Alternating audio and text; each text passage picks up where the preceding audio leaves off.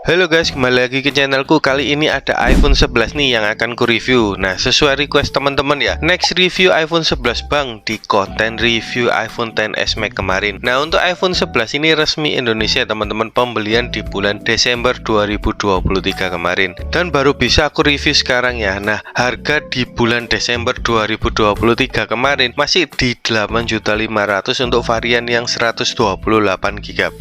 Nah, worth it nggak nih teman-teman beli di tahun 2024 ini? Nah, kita bahas mulai dari desainnya ya. Desain dari iPhone 11 ini nggak terlalu jauh berbeda dengan generasi sebelumnya, yaitu iPhone XR. Yang paling membedakan di bagian belakangnya, kameranya bertambah satu dan dibuat mengotak ya teman-teman. Nah, sama-sama beresolusi 12 megapiksel wide dan telephoto. Di sampingnya ini ada LED flash, framenya menggunakan aluminium dan bodi belakang sudah menggunakan kaca. Dan untuk peletakan tombolnya seperti biasa, di sebelah kiri ada tombol volume up and down dan ada tombol switch silent. Nah, di bagian bawahnya ada port lightning dan di sebelah kanannya ini ada speaker yang sudah stereo. Kirinya ada tempat mikrofon. Di sisi kanannya ini ada tombol power dan slot SIM card. Untuk masalah desain menurutku pribadi tidak terkesan premium ya teman-teman, karena ini iPhone 11 yang base model. Tapi untuk build quality bagus dan terasa solid. Untuk ukuran menurutku sudah pas sih untuk iPhone 11 ini. Tidak terlalu kebesaran seperti iPhone XS Max kemarin dan tidak terlalu kekecilan juga. Jadi pas bagiku yang dengan tinggi badan 180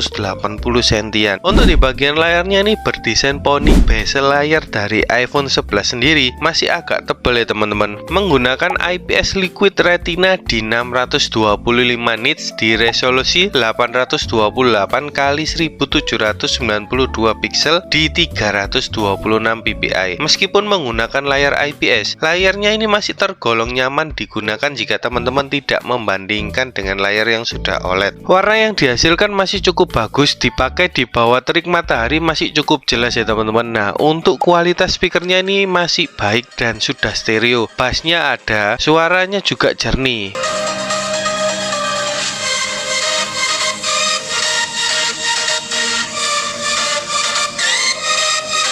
Tapi menurutku pribadi dengan harga yang kemarin masih di atas 8 jutaan ya, masih dapat layar IPS di tahun 2024 nih kurang worth it ya teman-teman. Tapi jika teman-teman tidak masalah dengan hal itu, boleh tetap ambil iPhone 11 ini ya. Sudah tersedianya fitur NFC di bagian depan dan sudah support fast charging.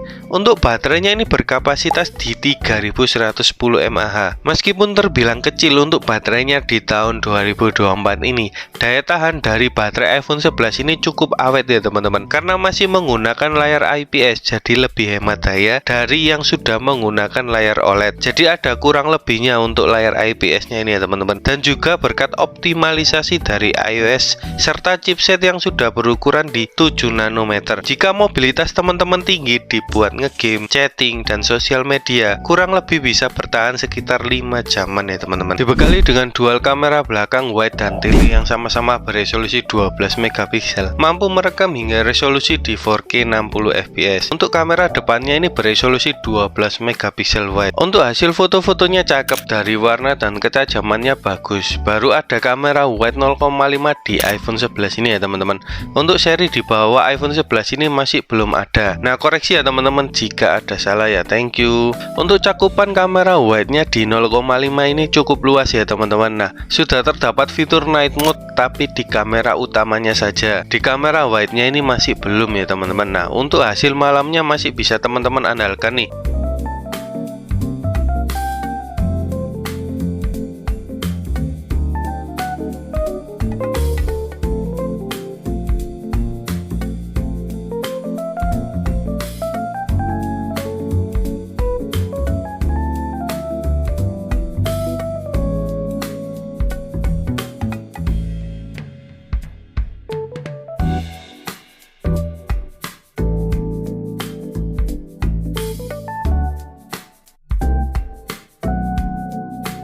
Ini untuk hasil rekaman di kamera depan iPhone 11 di resolusi 1080 di 60 fps ya teman-teman di malam hari. Nah, kalau untuk di malam hari tetap banyak noise ya, seperti bintik-bintik ini.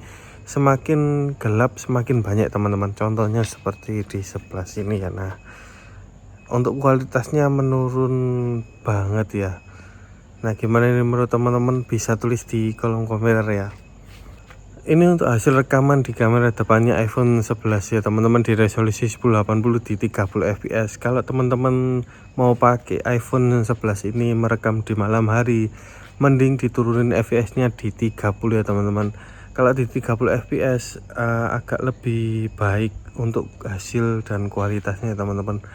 Nah, gimana ini menurut teman-teman, bisa tulis di kolom komentar juga ya teman-teman. Thank you. Ini untuk hasil rekaman di kamera belakang iPhone 11 ya teman-teman, merekam di resolusi 1080 di 60 fps.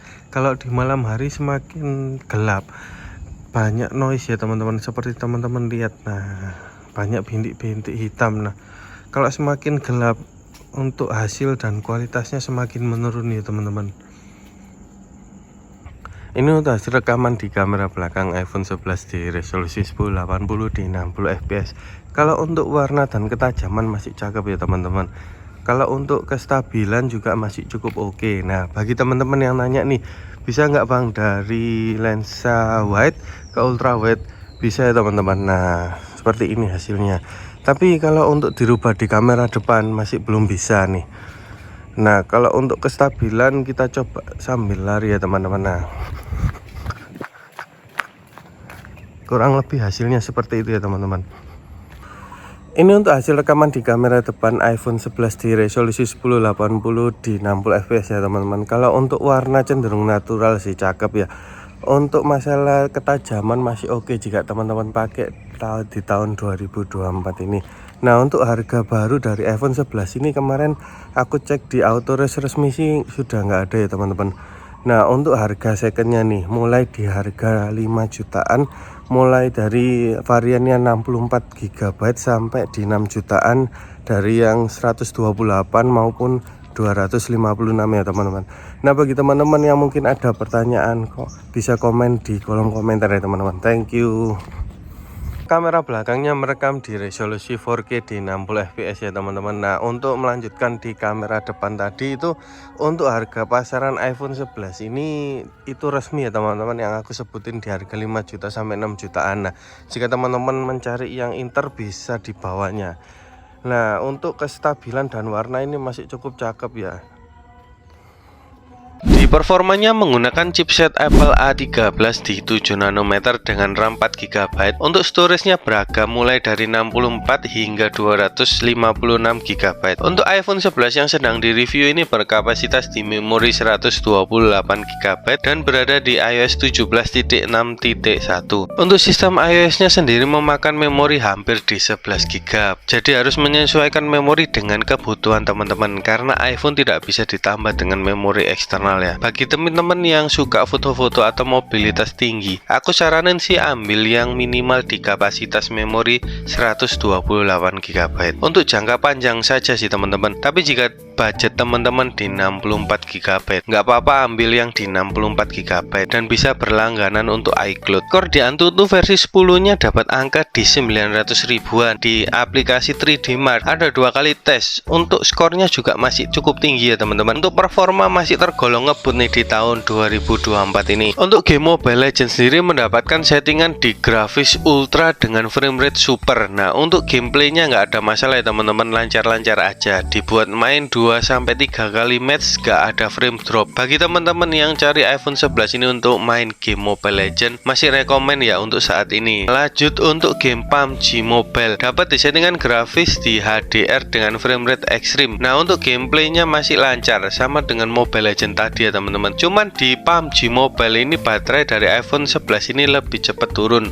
daripada di game Mobile Legends tadi. Mungkin teman-teman bisa sesuaikan untuk grafisnya di smooth ekstrim biar bisa lebih terjaga untuk suhu dari iPhone 11 ini. Di game Genshin Impact di settingan highest 60 fps nya bisa berjalan lancar sampai di 10 menit awal ya teman-teman. Nah, mulai terasa panas nih dan agak terjadi frame drop. Kalau teman-teman mau main Genshin Impact di settingan highest nya, aku saranin sih main di suhu ruangan yang dingin atau dibantu dengan extra fan agar suhu dari iPhone 11 ini tidak terlalu panas dan tidak mengganggu teman-teman kalau bermain Genshin Impact di settingan highest 60 fps fps. Sampai di kesimpulan nih, worth it nggak teman-teman beli iPhone 11 ini di tahun 2024? Sebenarnya worth it aja teman-teman jika beli di tahun 2024 ini. Dari segi performa masih tergolong ngebut dan bisa teman-teman andalkan untuk aktivitas sehari-hari maupun ngegame berat. Dari segi kamera juga masih sangat cukup oke ya teman-teman di tahun 2024 ini. Sudah dibekali dengan mode night mode juga di kamera utamanya. Cuman sayangnya di wide-nya masih belum. Cuman kurangnya di iPhone 11 ini masih menggunakan layar IPS ya teman-teman, dengan resolusi hanya di HD. Kalau menurutku pribadi sih cuman kurangnya di layar ya teman-teman. Dengan harganya yang masih cukup tinggi di 6 juta sampai 7 jutaan masih dapat layar IPS sih teman-teman. Nah, cuman kalau teman-teman tidak ada masalah di bagian layarnya ini, masih worth it jika teman-teman ambil di tahun 2024 ini. Nah, segini dulu ya teman-teman review iPhone 11 ini di tahun 2024. Kalau teman-teman ada pertanyaan bisa tulis di kolom komentar. Aku usahakan sih balas satu-satu ya teman-teman, dan jangan lupa bantu channel ini dengan cara subscribe dan like videonya jika teman-teman suka.